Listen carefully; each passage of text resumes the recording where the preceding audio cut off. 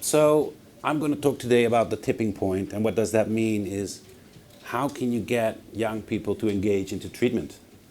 And yes, we can. Youth Clinics is based in the Netherlands. We've been going on since 2010. We have a clinic where we help young people 13 to 25 with addictions and mental health issues. And hopefully today I will give you a bit of insight how we do it and how I think people should do it. So to give you an impression of who we are, we start with a video, and then you better get an idea.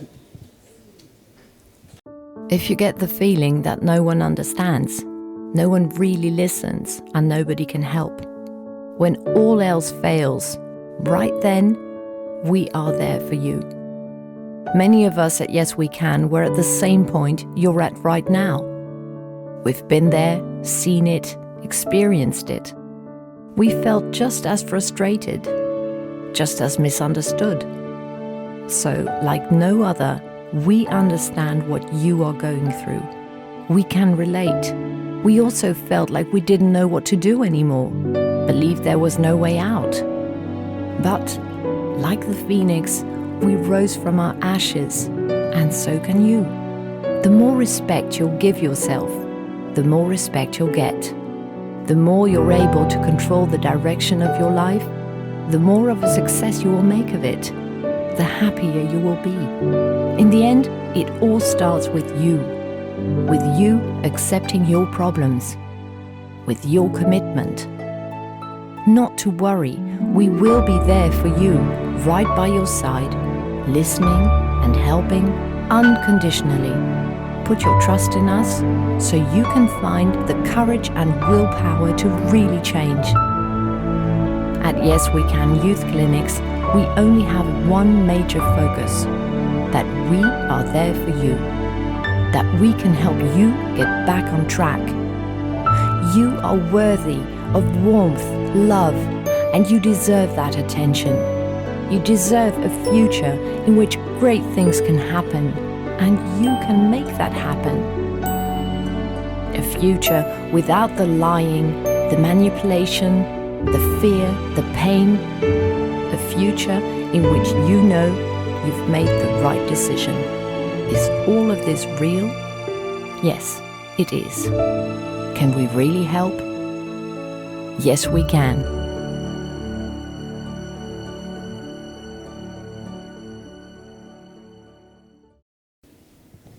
So,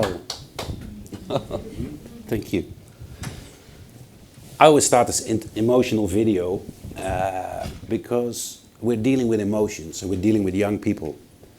So the people that we deal with, they suffer either from a mental health issue or from an abuse issue. 40% of the kids that come to us, they have an addiction issue, and number one in the Netherlands is marijuana. And believe it or not, number two in the Netherlands now is gaming. We have kids that game up to 13, 14, 16 hours a day. They don't wash, they don't eat.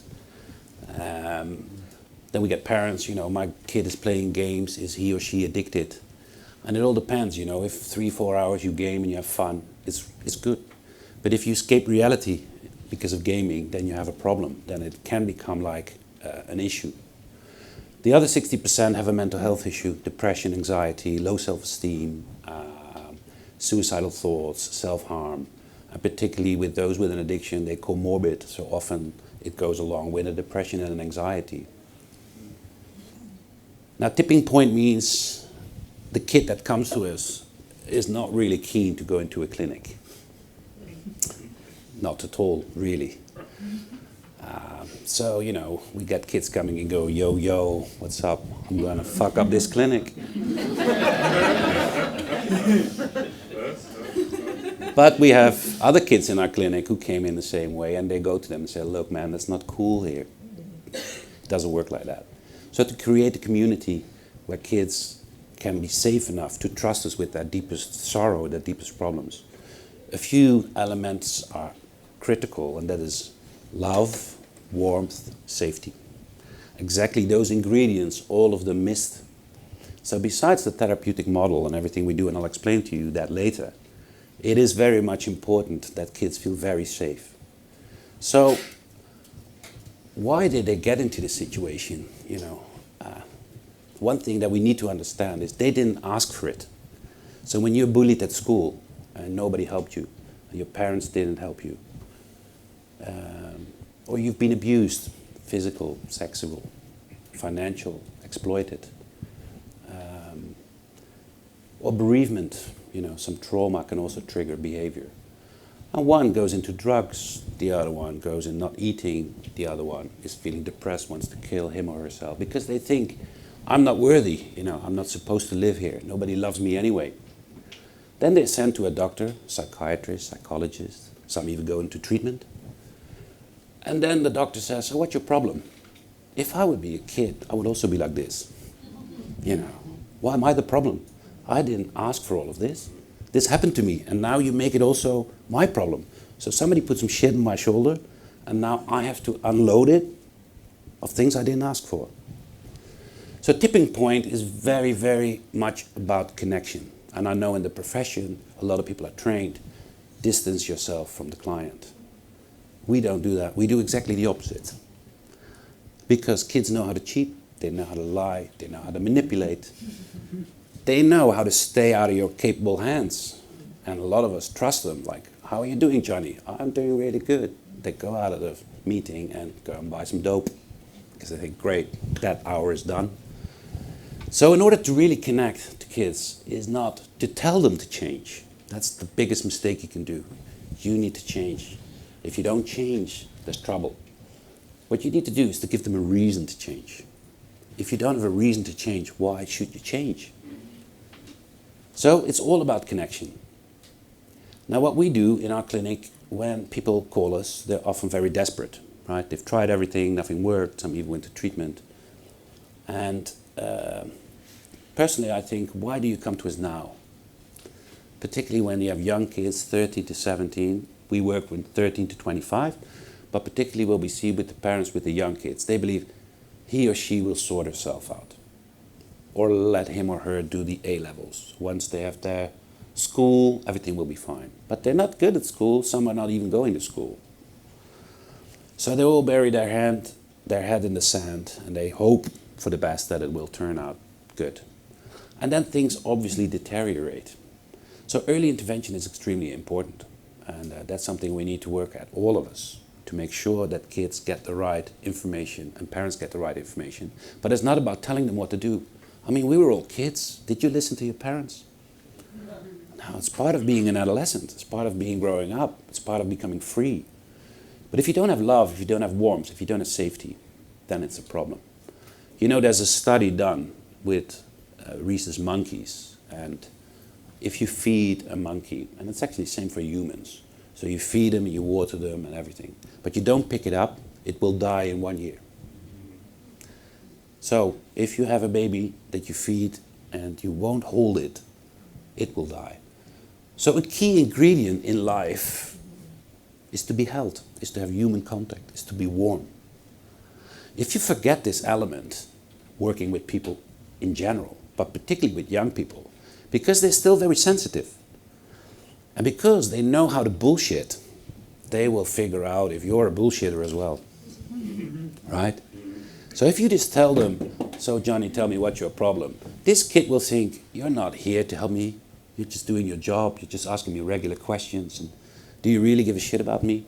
So you need to get a sense of trust. What we do in the beginning is that we have a counselor, and the counselor speaks to the kid. So the parents come in, we sit together, and at a certain point they split up, and the counselor doesn't ask, so Johnny, what's your problem, how can I help? No, the counselor says, my name is John, and I've been through this and this and this. It could be that it's been in a depression, could be an addiction background, could be anything. But they tell stories of isolation, despair. There was no hope. I thought, what am I doing here? I better kill myself. Dark, grim days. But it's genuine. This person has been there. And this kid relates immediately. And what you see is a sprinkle of hope. Might this be the person who really is going to help me? Because the more they do this, fuck you and I hate you, la la la. The more they're saying, help me. That's basically what they're telling you. That's why they behave like that. So that's the first thing. We have a counselor and they make the contact, and what you see is immediately an opening, but that's not all, you know. Then we have a psychologist, they do the assessment. We get people with a long list of diagnoses. Some people have a diagnosis like this. In the end, it's not about the diagnosis, it's not about labeling. Okay, so you have ADHD, okay, let's medicate you. Oh, you have this. What we do is we see and look, okay, what kind of behavior is displayed by this kid? So what we do is after that we have a psychiatrist, he also makes an assessment, and when they come in we have a provisional treatment plan. So not immediately saying, okay, this is what we're going to do. We're going to observe for the first 4 weeks to see what we see here, is that really what matches with the diagnosis. So connection, and I will repeat this a few times I think in this session, to be connected is extremely important. So a little bit about us. We started in 2010 in Holland, and this clinic has grown from 20 to 40 to 80 beds. Now we have 100 beds, and actually we have 120. And at some point, the founder, Jan Willem Poot, he had a dream, and he said, look, what we're doing here in the Netherlands works so well, we should also do this for kids abroad. So we decided to open an international site, and that was in August last year, where we have 24 beds. There we help. We call them fellows. So we don't call them patients or clients. We call them fellows, and not particularly because of the fellowship, because it is a fellowship in a sense, but we're equal. You know, we're not better than them, we're not higher than them. We're just humans, they're just humans. The only thing is we're a little bit further in the life process, but we're together in it. That's why we call them fellows. As you can see, quite a lot of staff, this multidisciplinary staff, about 235 in total. So if you want to work with young kids, you need to give them plenty of attention. So one of the reasons why it works so well is because we have so many professionals dedicated to helping these kids. Multidisciplinary, always interesting. I hear it all over when I travel the world. Oh, we have a multidisciplinary team, and yeah, it's cool. Psychiatrist, psychologist, counselor, blah, blah, blah. But when I ask how they do it, multidisciplinary team means working together, right? Then you're really multidisciplinary, which means communication, which means planning. You know, we have in the Dutch clinic, for example, 120 kids. They have to be at session A, session B, session D. But if you work with a multidisciplinary team and you don't speak amongst each other, or you think that you are the one who has all the knowledge. I'm the psychiatrist, you know, I know. No, but I'm the psychologist, I'm closest to the kid. But I'm the counselor, you know, I have the feeling. I'm the sports coach, you know, I hang out with these kids every day. So we see them, we have sports coaches, psychologists, psychiatrists, counselors. They're like legs of a table, right? All 4 of them support the table, the method. So that means they have to speak to each other on equal basis. Not one is more important than the other one. And that is also the culture of Yes We Can, is to be open and also be open to each other.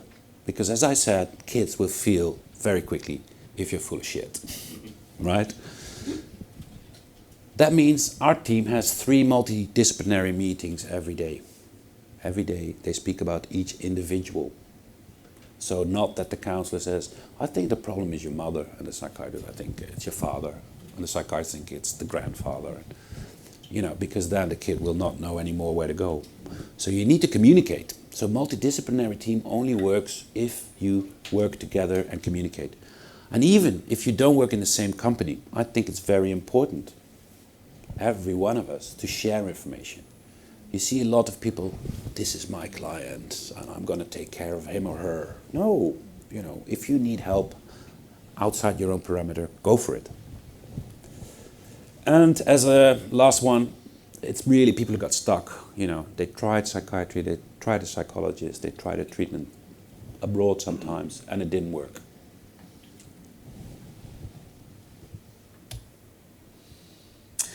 So, who do we work with? Basically, all the disorders, addictions, behavioral problems. For example, on the ADHD, I think 7 out of 10 kids that come to us are medicated. And we try to reduce it to zero medication. And then, of course, some kids need it, and then we build it up. But let's say half of those kids leave the clinic unmedicated. We had one kid who was about 14, 15 years old. He was on Ritalin since the age of 8. We took him off the Ritalin and we took him fishing. He loved it. Fishing, it calmed him down. But this kid grew, really it's a true story, 3 centimeters in 10 weeks. His mother needed to send new clothes, new shoes. And that's what Ritalin can also do, influence your growth, particularly when you're young. It can affect the brain pattern. So we're not very keen on medication, but if you need it, you need it. Then the addictions, as I said, number 1 is marijuana. Number 2 is game. Sex and love addiction, I don't know if you have it here in the UK, but in Holland, for example, we have these young slick boys. They prey on girls who are a bit insecure. They make them fall in love. Then they ask, maybe you should sleep with one of my friends, maybe another one. And before you know it, they're in prostitution. These girls eventually come to our clinic, but also the guys who do it. And we put them in the same group so you can see what the pattern is there between them, the crazy attraction between the two. So we get all sorts. But practically all of them are some kind of depressed, have a lot of anxiety. And the biggest thing is they don't really love themselves. They really think, why am I here? What's the point? And a lot of them try to commit suicide. Some even just before they come in. It's quite heavy. Do you know that every 40 seconds in the world somebody commits suicide? Every 40 seconds. And if you take the unsuccessful attempts, if they were successful, it would be every 4 seconds. 1, 2, 3, 4. Someone's doing it now. 1, 2, 3, 4. So we are in heavy times in the world, and particularly young kids, you can see the numbers rising of people taking their lives and not seeing the point anymore. So how can you create that tipping point that they do see there is a life out there, that there is a possibility to lead a great life? Although, life is not always easy.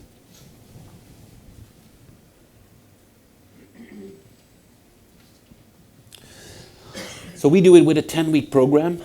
As I just said, we do the intake. It's a 4 to 5 hour process.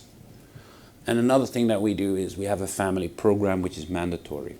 So when parents come in with the kid, say, here's my kid, can you fix it?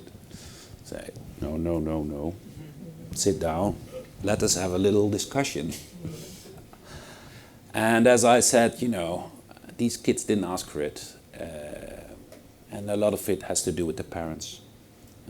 They don't know how to parent anymore, they're codependent. Divorce, sometimes fighting amongst each other. They couldn't give the security and the safety. One of the reasons why these kids went into trouble. We have group therapy. I will get back to this in a second. One of the things is that we get abroad is, why 10 weeks? Why not 12 weeks? Why not 6 weeks? It's because we've made a program that's based on the 12 step, and we call it the 10 actions, but there's nothing to do with that we had 10 weeks. We just believe that in the first 5 weeks of treatment, there's no contact between the family and the kid. Because we need to create that trust, right? So that means when they come in, as I said, not everybody's very happy doing a little dance. Yay, I'm in the clinic. Some of them do. They think, my parents, I can leave them for 10 weeks. Great. They see it as a boot camp, right? They're in for a treat as well. So, so when they get in, they're not all like, some want to go home. all of a sudden they've been terrorizing their mother for 3 years, and then I miss my mummy. That's a bit weird, but okay. So in the beginning, they're still in resistance mode. Even though they're there, they think, okay, let's give it a shot. So the first couple of weeks, we need them to settle in, right? For example, one of the things that we don't do is we don't reward and we don't punish. If you break a chair because you're aggressive, fine. We send a bill to the parents, no problem.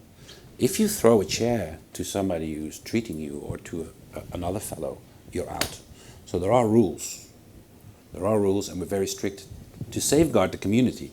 Because if one kid thinks, oh, I can be aggressive here, the other one thinks, I can be even more aggressive. So you have to have strict rules. And in the beginning, because they didn't have structure, they didn't have discipline, they hate it. But after 10 weeks, they love it. Kids love discipline and structure. There's no phone, there's no internet. And particularly in the beginning, before they go, oh, my phone, I cannot be on my phone for 10 weeks. I'm gonna die. And then after 2-3 days, nobody even cares about phones. So when you get into a situation where there's no phone, there's no internet, everybody's very happy about it. I wish we would, these 3 days of us get rid of our phones, and how much more attention would you pay to me, right? So it's very important that these first weeks they settle in. Now let's say there's a kid who doesn't want to get up. The kid's in bed. Now we can go there and kick the kid out. You told me that you would go, so I'm not offended.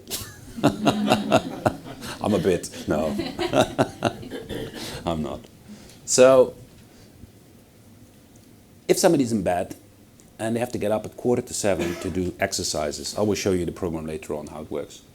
So they have to get up. And of course, if you've been hanging about, not going to school or whatever you've been doing, you don't want to get up. And you're used to defy your parents. Get out of bed. Oh, shut up. So we don't do that. We don't have somebody coming in and say, look, if you get out of bed, we give you a chocolate. Or if you don't get out of bed, we'll punish you with this. Yeah. What happens is that usually the community will go to them. So look, when I arrived, I did the same. Get up. Come on, man. You can do it. It's cool to get up. It's not cool to stay in bed. Okay, maybe the next day, third day. Then we discuss it in group sessions. Ah, there we have lazy bugger there. How are you? Oh shit, that's not cool. And then we have the therapist. They talk about it in a different way. So you didn't get up. What's going on, right? So we address it in that way, but not to be punished or to be rewarded. That doesn't work at all. Another thing is they've been punished so many times. They've been disappointed so many times. You should be very careful what to promise them. Because if you promise them something, if you break it, you lose them, right? Okay.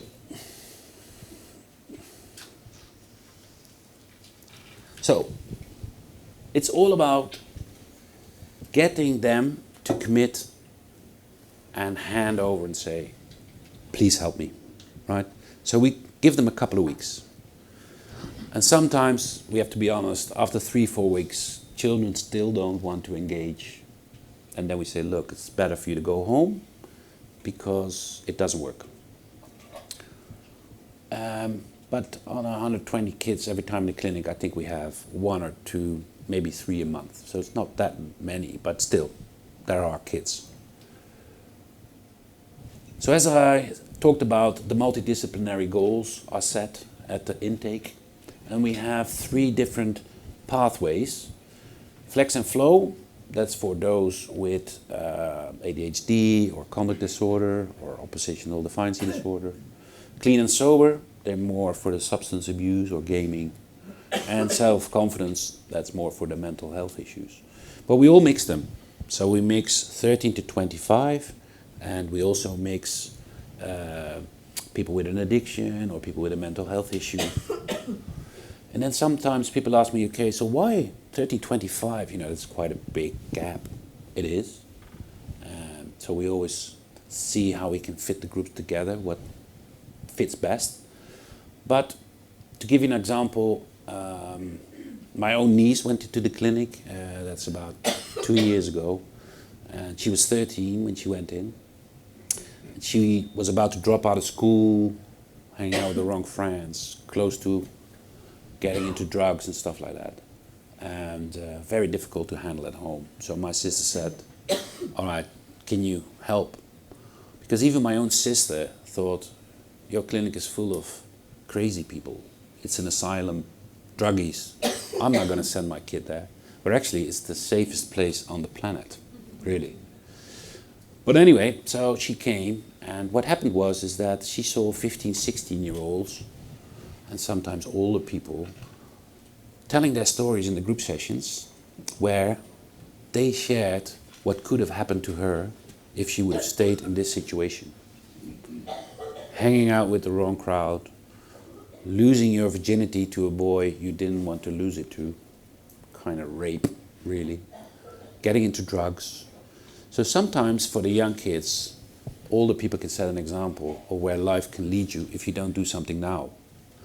On the other hand, the older people forgot how it was to be a 13-year-old, how it was to be a 14-year-old. They've never been a kid really in their lives. So for them it's good to mirror what it is to be young and vibrant. So that's why we have that age range. It works very well to mix them. So we have an individual plan, we have a care pathway, and we have an overall plan for all of them. This is our intake office. I'll show you some pictures. This is where families come to, where we inform them about what we do. This is our clinic. This is the Dutch clinic. This is our multidisciplinary team. So we have somebody who does the case management, actually standing over there. So from start to finish, he will take over the case, make sure that everything is smooth sailing. And then we have a bunch of people like therapists, coaches. I will get into that in a bit. So a typical day for kids is to get up in the morning, and as I said, for a lot of kids, 6:45, oh my God. Oh my God, we hear that a lot in our clinic. Oh my God. They have to do some exercise, and then there's breakfast. Then there's organized independence. So what we also try to do is, we're not going to be their parents, but the room should be clean, and we help them to make sure that they clean their room and that everything is tidy and not a mess.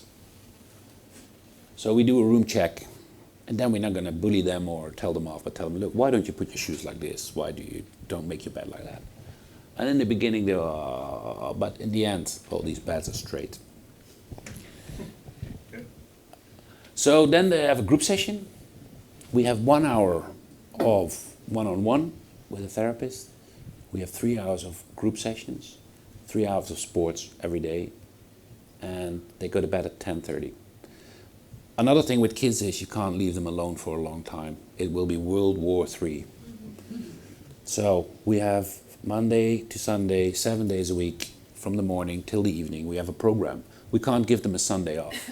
If you do that, they go back to their old behavior and you lose them. So you need to keep them busy. So they have a group session. They have a workbook. These kids are very creative.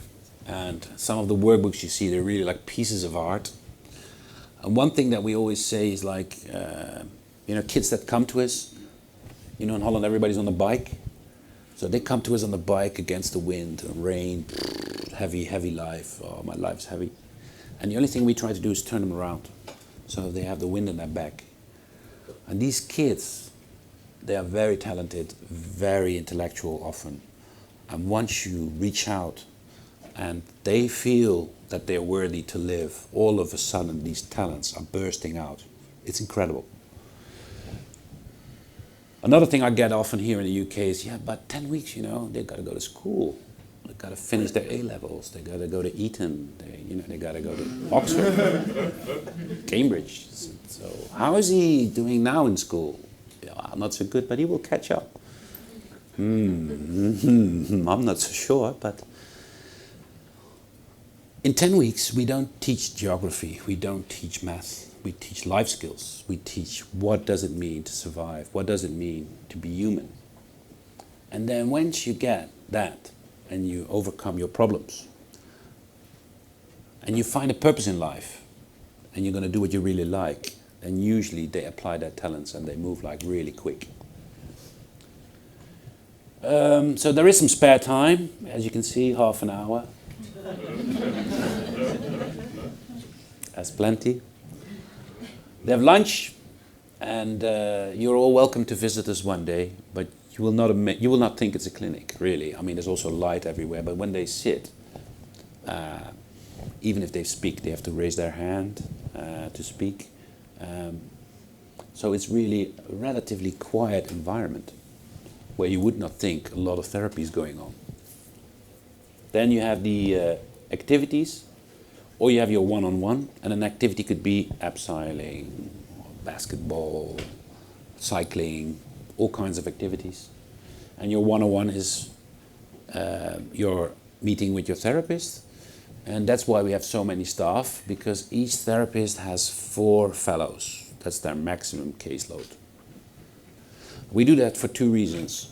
One is for the person who comes and work for us, that they don't get a burnout, you know, and that they go to work like, today is a great day, I'm gonna, you know, do my job.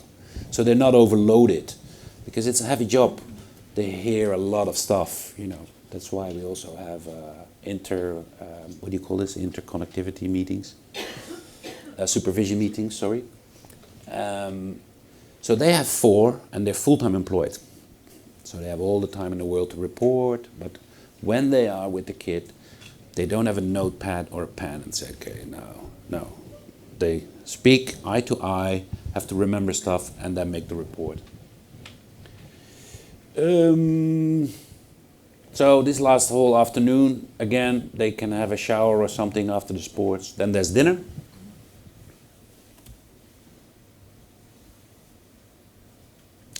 In the evening, we do psychoeducation. We have people coming from outside or somebody from our own team. So there's, as I said, there's no TV or there's no internet. So we try to educate them with something about life. And then it's closing of the day. The whole community is together, and they speak about, okay, how was this day? What are we going to do tomorrow? Then they go to their rooms. 10:30, everybody's in the room. 11, lights out. We don't have any locks on our doors, so sometimes we have the occasional wanderer. So we have a guy sitting in a cubicle. He's a 24-hour security, and he will be one of our counselors or coaches. They are in the clinic 24/7 a day. So we have about 12 to 15 people in our clinic also during the night. And they go, we have a wanderer, room number 15. So they go and say, so what do you want, coffee, or what are you doing here in the hallway? Oh, I don't feel so well, okay. And then they bring them back to the room. But it's not that they have a feeling that they're in a prison or something, like the doors are locked, you know. So that's how we do it. But I can tell you by 11 o'clock, most of them are so knackered, they're like out. Then we have the family program.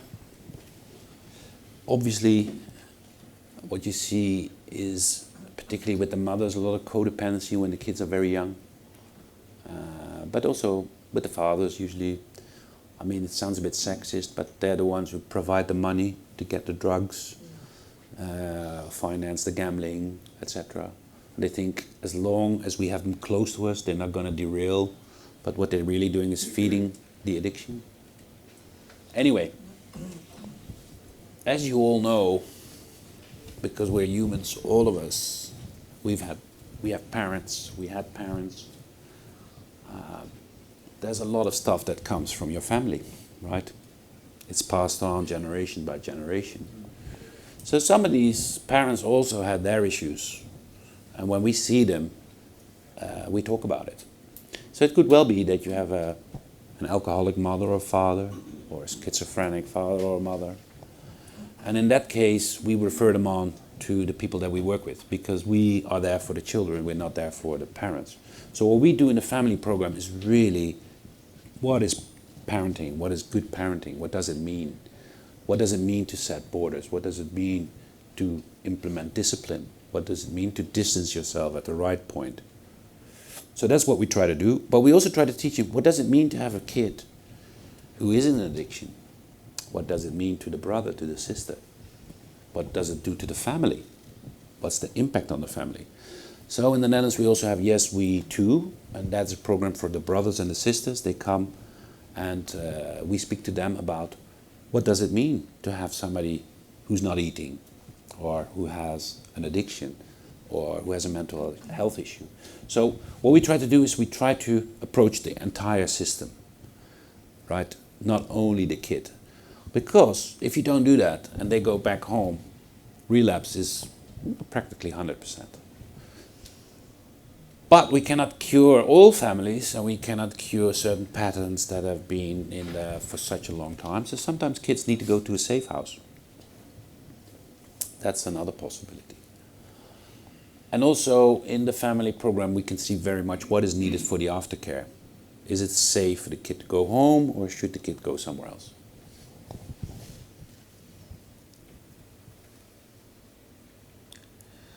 So this is aftercare. Now anybody, anywhere in the world, work with young people who provides aftercare, come to me, because we like to work together. In the Netherlands we have a program where kids go home and then they come into a program once or twice a week. We help them go back to school, find a job. We do some more counseling.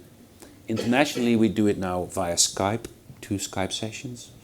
And we refer them back to the people who refer them to us. But a lot of parents call us, and they don't work with any psychologists, psychiatrists, because they don't believe in them. So we need to find out, okay, if you go back to your own country, we get people from Indonesia, from Tanzania, from USA, from all over the world really.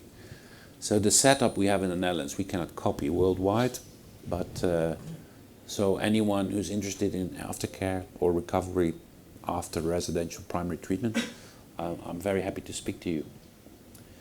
What we also do is 4 weeks internal, and that is they go into a house with some other fellows, and then we also try to get them back into society, like go to the cinema, have a drink, I was about to say. Water.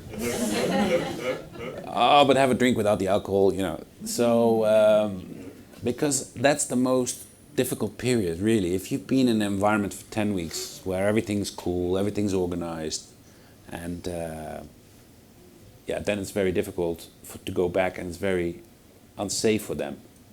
So the first 5 weeks there's no contact with the parents, and then the parents come in the middle of the treatment. It's in week 5 on a Wednesday, and it's called Bonding Week. So we do the family program with the parents, but also we call it No Bullshit Day. That means the kid has to come clean with everything he or she has done. Because it's like a cancer cell. If you have a secret inside and you haven't shared that, then it will come back to haunt you. So what we try to do in those 5 weeks is to get everything on the table, everything. So they said, I used coke, and then they admitted they also did heroin, for example.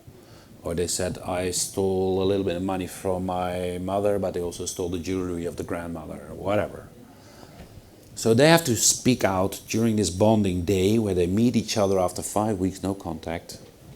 But also the parents, they need to tell the kid things the kid doesn't know, maybe. So it's quite an emotional day. Now let's say 9 out of 10 it's like a resurrection of the family system, because all of a sudden they see their kid as the kid used to be when he was younger. He looks a bit healthy, he's open, he's not anymore aggressive. Parents are also, you know, emotional, so it's a very emotional day. But sometimes you have a kid who just wants the father to tell him, I love you. And who doesn't show up? The father. Yeah, so that's very painful. But then we have another 5 weeks to work on this and say, look, this is not going to change. Whatever you're going to do, this is not going, you're going to have to live with this.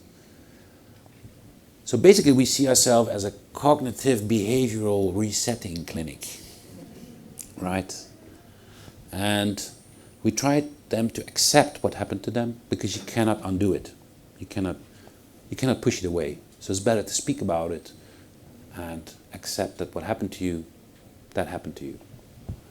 But then there's a life of destruction and there's a life of creativity. So you can choose. This road is going to fuck you up and you're going to die. This road might give you some opportunities. You know, maybe you're not going to be a movie star, maybe you will. Some kids, parents want them to go to Eton, they want to go to art school. All right, let's talk about it, right? What do you really want?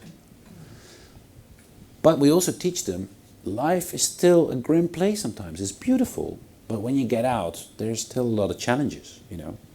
So how are you going to deal with that? How are you going to make sure you don't get triggered into relapsing in old behavior? And that's why this family program is so important. Then when they finish this family program, they can call home twice a week. And the conversations they have on the phone are totally different than they had the 5 weeks before. The funny part is that the first 5 weeks the kid wants to go home. Second 5 weeks the kid wants to stay. And with parents it's the other way around. First 5 weeks, oh my God, yeah, they're gone. Relax. But then the next 5 weeks they want them to come home as quickly as possible. So there you see, and that's probably tipping point, is to connect. If you make the connection between the mother, father, if you make the connection in the family, if you make the connection with the person you are dealing with, then you can really make a change. If you don't connect, it's not going to work. So, this is too much boasting about ourselves, but I want to show you, because I think we're one of the few clinics that do evidence-based. So we do questionnaires at the beginning of treatment, halfway, end of treatment, after a year and after 2 years.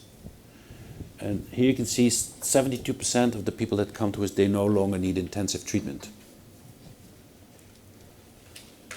Of those kids, 90% stay in recovery after 2 years. So that means there is a possibility for what we think a relative permanent change. We don't know what will happen when they start buying houses, get their first divorce, whatever goes on in life, if they will relapse, but it looks for the moment that it really works. They find day activities, and as you can see, kind of 3 out of 10 we don't save, you know. So 2 out of 10, either they relapse lightly, some heavily, some need to come back at a certain point. And 1 in 10 kind of we lose. We don't know where they go, we don't know what happens to them. So, you know, we always strive to save everyone, but even with this intensive treatment, you can't save them all, unfortunately.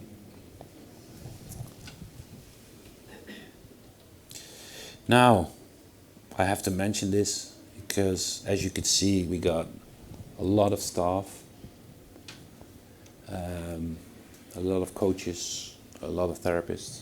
So the cost is about 27,500 a month, and it's quite a steep amount.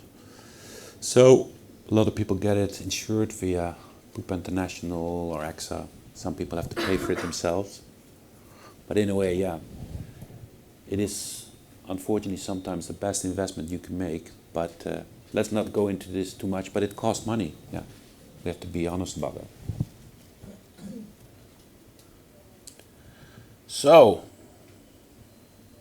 coming to an end, these are the 4 words we work with. Respect, openness, honesty, and willingness. That's what we ask of the kids. When you're in the clinic, you respect each other. And they do, because they all recognize each other. They all recognize, hey, you're one of us. You have to be open. If you don't speak about what really bothers you, and you are not honest about really wanting to change, it's not going to work. And you have to be willing to change. You have to be motivated. And I can tell you, most of them that come are not really 100% motivated. It takes sometimes weeks to get them there. But the same applies to all of us. If we in our profession don't show respect to the people we work with, if we're not open, if we're not honest, if we're not willing to make a change, we have a difficult situation. So I wish you all these qualities, and let's save some people out there. Thank you very much. Thank you.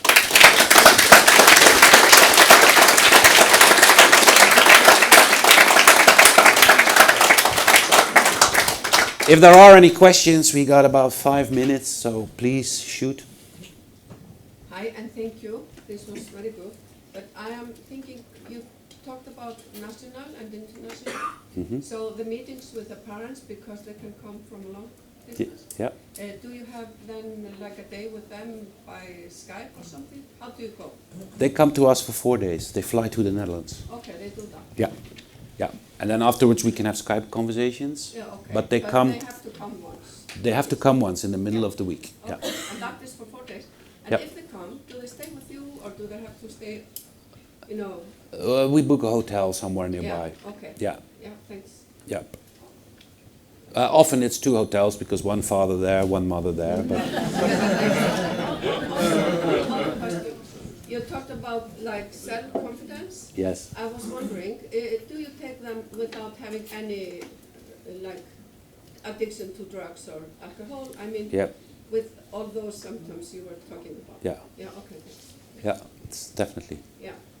Hi, there was a lot in that.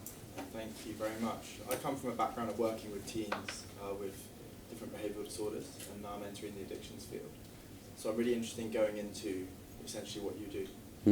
There was a lot in that, so I'm really interested in what comes to mind. What would be your main piece of advice if someone wanting to go work with teenagers in the addictions field on top of what you said already? Ooh, that's quite an interesting question. I personally believe if something needs to happen, it will. Right? So if you're bound to be in this profession and work for, I mean, maybe you can come work for us, you know, you never know. But I think, yeah, you should select what fits best for you and that you are genuinely yourself, that what you can do is that what you want to give to the world. That's it. It's a philosophical answer, but I can't give you a better answer than that. Thank you. Sorry, yeah? Just wondering what you do with child protection issues, if a child reports they've been abused or... Yeah, yeah. That's a very delicate question, obviously, because sometimes we have a kid who says, I've been abused. We have to figure out if that's really true. But if we do find out, and if it's very serious and we need to involve the authorities, we will. Yeah. And then you get the child protection services, which is difficult sometimes because they're then all over you. So, but we do. If we really feel that the authorities need to be involved, we will. My experience of working with young adults is there's lots of abuse, there's lots of really unhealthy, and quite often the parents have played a huge part in the dynamics of all of that. So it's quite prevalent with people, and if you look at, if you go to media and you listen to people, there's so much child abuse and sexual abuse within the fellowships. Yep. So I should imagine an awful lot of your clients will have experienced that. Yeah, that's right. Yeah. Yeah. No, but we work with the authorities if need be. And you know, we also have privacy rules. So there are confidentiality rules in the Netherlands, and that's all over the world the same thing, I think. But if we really believe there's an importance here to involve the authorities, we will do that. Yeah. Sorry. Yeah, so for people with neurological disorders or ADHD and stuff like that you spoke about, with the motivation and the self-esteem, what does that, you say you take them off medication as much as possible? Yes. How are they expected to generate the motivation to be able to lay in place the structure, having left, that will allow them to complete on projects, to be able to fully self-express themselves with their talents? You mean if they go off medication? Is that your If they've question? gone off medication, yeah. Yeah. So How that do you continue that well, structure? we have a medical team, right? So they decide whether they can come off it or they need a little doses. But basically, they all have the same, with or without medication. It's the same issue. It's not the medication that keeps them from being motivated or being engaged into a program. It's the behavior, right? And the behavior can sometimes be numbed because of the medication. So then either they become very silent or very aggressive. That's great, because what we want to do is trigger behavior in the clinic so we can show them what's going on. And that's why you need a very safe environment and a lot of people around it to control that. So what we do is we trigger people, we trigger to show behavior. And that can also be done if people get off medication. It can be two ways. Either they become very quiet or they become very open and aware and there. Is that it? Yeah, and what does ongoing, so once they've left, because 10 weeks is quite a short period of time relatively. Yep. What does an ongoing stable, how does that get sustained? So normally those who get off the medication, they don't go back to medication.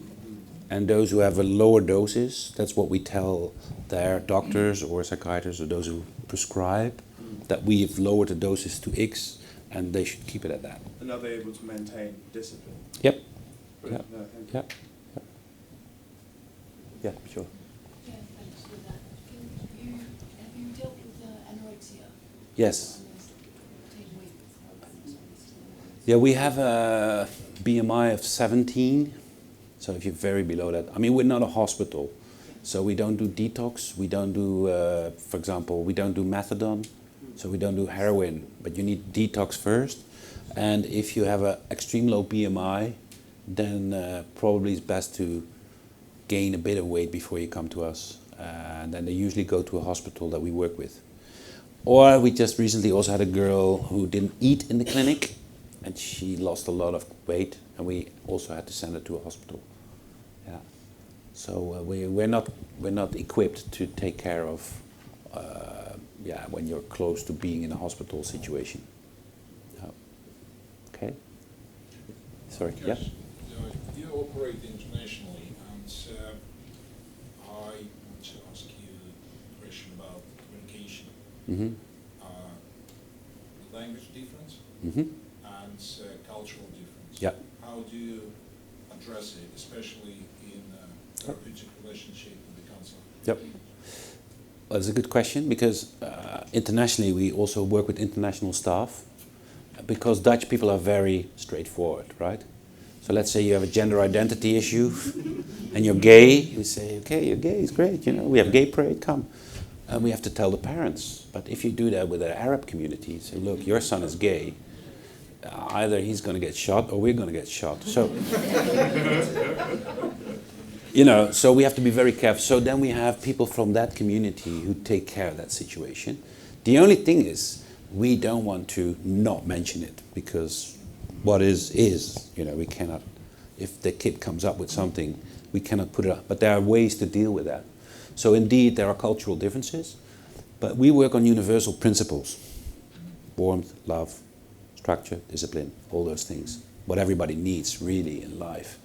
And you have to really be careful of the cultural differences, but in the end, you have to be honest, you have to be truthful, but you have to be aware where they go back to, And if it's not safe to go back to this country, maybe somewhere else.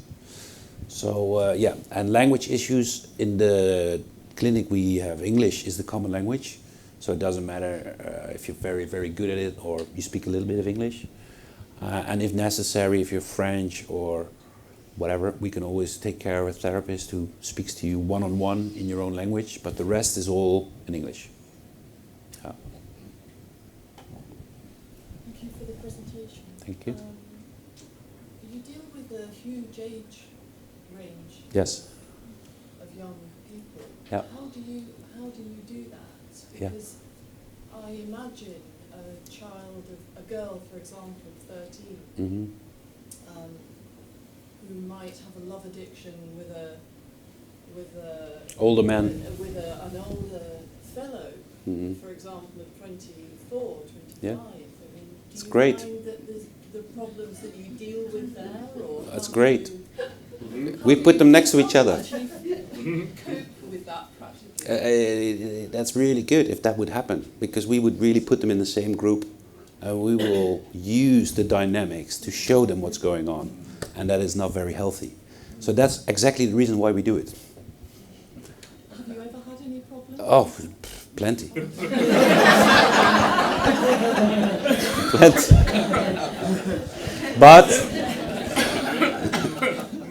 But we have 3 rules. One is aggression. To be aggressive towards another, you're out. Sex, you're out. I mean, they're supervised 24 hours. I mean, if they go out, there are always 3 coaches. So it's very difficult to, you know, maybe if you're in bed or in the toilet, but the girls have a separate room, boys have a separate room. So you never know for sure. But if we catch you, it's adios. And if you're unwilling, you know, so if you really don't want to commit at a certain point, you have to go.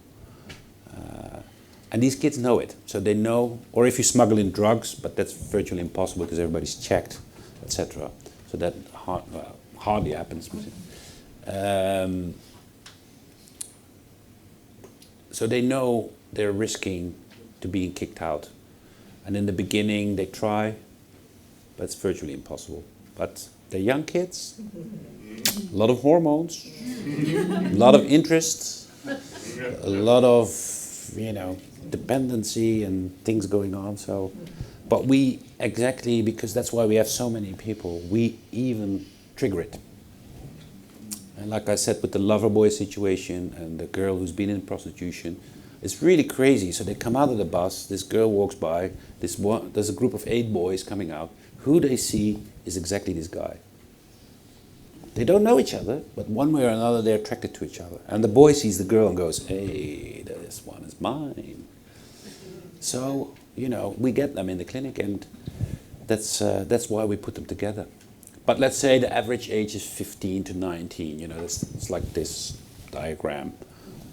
So we have a few 13, 14-year-olds, we have a few 24, 25-year-olds, but the majority is, let's say, yeah, up to 20, 21. But exactly those extreme sides, like same with behavior, you know, if you have extreme behavior, you need extreme measures, but also on the very left side of the scale, so the younger kids and the older kids, they can learn a lot from each other. So. Thank you very much for the talk. You mentioned a 72% success rate. Are there any particular areas or conditions you particularly have a lesser success rate with? Which are the most challenging ones to deal with? Yeah. So basically this is an average of all. So on somewhere higher, somewhere a little bit lower.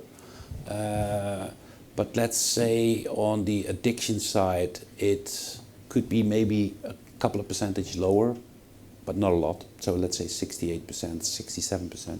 Mental health is a little bit higher. So the addictions is easier to have a relapse in than if you have a depression or suicidal thought, etc. So the addictions is still particularly the gamers. But what we do for gamers, for example, often they're autistic young boys who've been bullied at school and they don't fit in. So what they do is they flee into the gaming world, but they become like masters of the universe. You know, they have like some programs that are worth a lot of money. And when they come back, they have to destroy this. So we let them destroy that made them ill. So that's quite heavy. For them to go out and buy a new PlayStation or whatever it is, that's one step too far. But if you are on marijuana or something like that, particularly in Amsterdam, when you're young you think, oh, I can have one. But we are abstinence based, so we tell them, look, if you're a gamer or you're an alcohol problem or whatever it is, you are going to use 0. Right? Because you have a tendency, if you now start gaming or if you now start drinking, that you will be back here within half a year. And a lot of these kids get it. But that's why the aftercare is very important, to repeat this message and repeat and repeat and repeat. But the relapse most of the time happens on the addiction side. Yeah. Are we there?